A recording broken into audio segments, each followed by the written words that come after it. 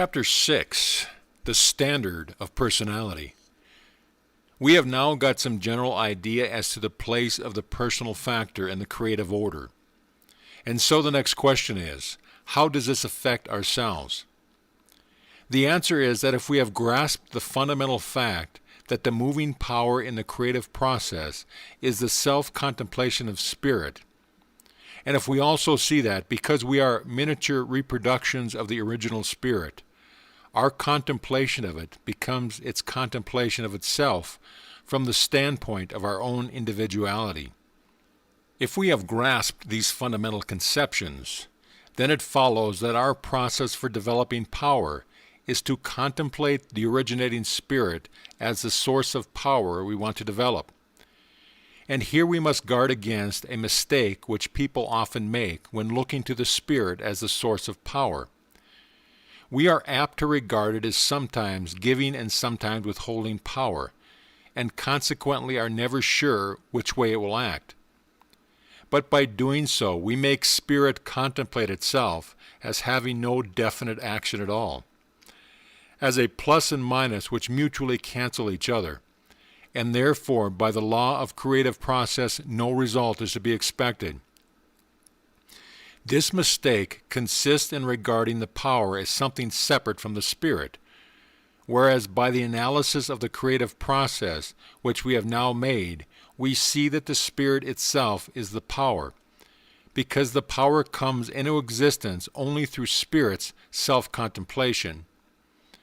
Then the logical inference from this is that by contemplating the spirit as the power, and vice versa by contemplating the power as the spirit, a similar power is being generated in ourselves.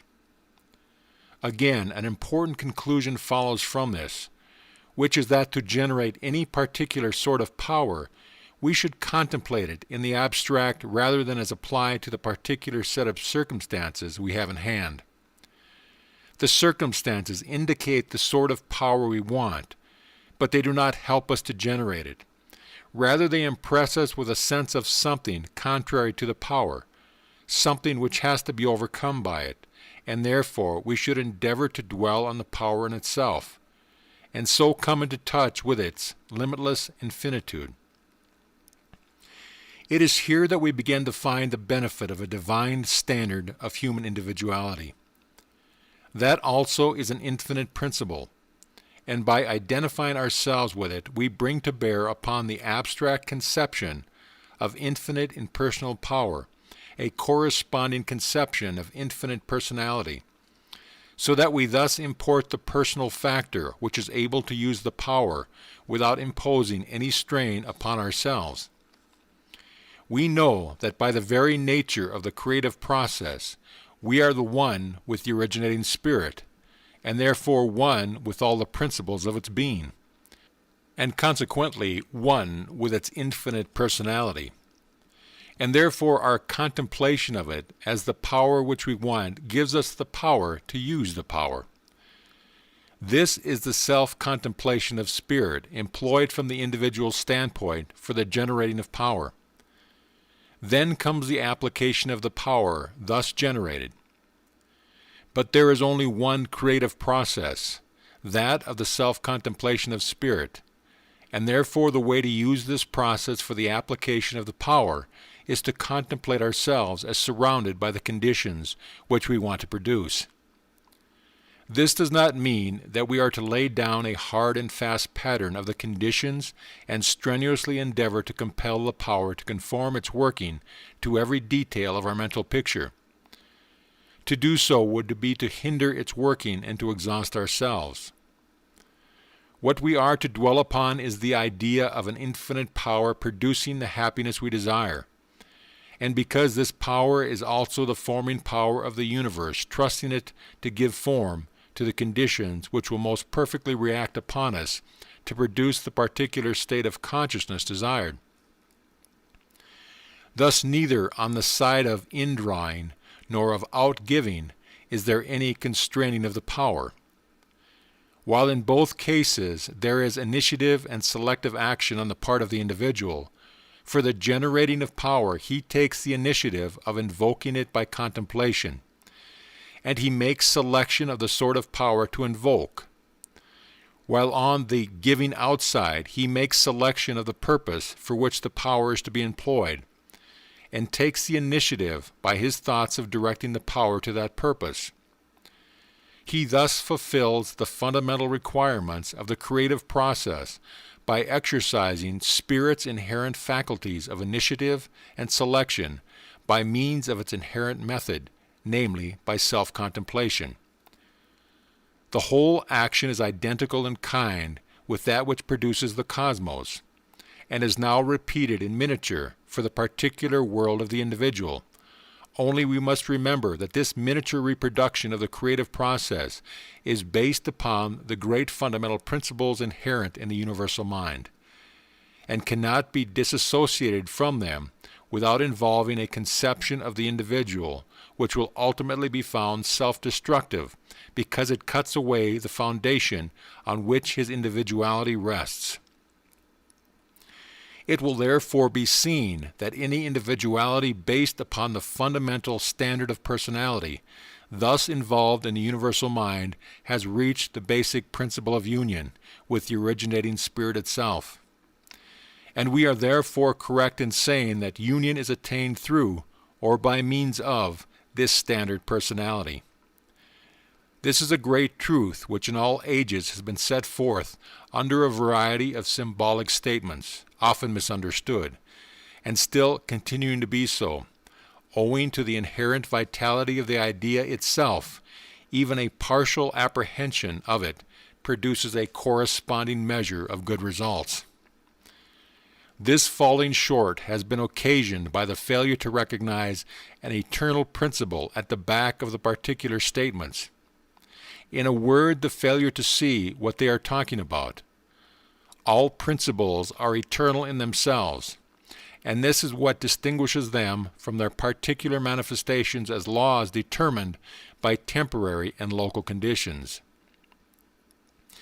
If then we would reach the root of the matter, we must penetrate through all verbal statements to an eternal principle, which is as active now as ever in the past, and which is available to ourselves as to any who have gone before us. Therefore it is that when we discern an eternal and universal principle of human personality, as necessarily involved in the essential being of the originating universal Spirit, Filius in Gremio Patris, we have discovered the true normal standard of personality. Then, because this standard is nothing else than the principle of personality expanded to infinitude, there is no limit to the expansion which we ourselves may attain by the operation in us of these principles, and so we are never placed in a position of antagonism to the true law of our being. But on the contrary, the larger and more fundamental our conception of personal development, the greater will be the fulfillment which we give to the law. The normal standard of personality is found to be itself the law of the creative process, working at the personal level. And it cannot be subject to limitation for the simple reason that the process being that of the self-contemplation of spirit, no limits can possibly be assigned to this contemplation. We need, therefore, never be afraid of forming too high an idea of human possibilities, provided always that we take this standard as a foundation on which to build up the edifice of our personality.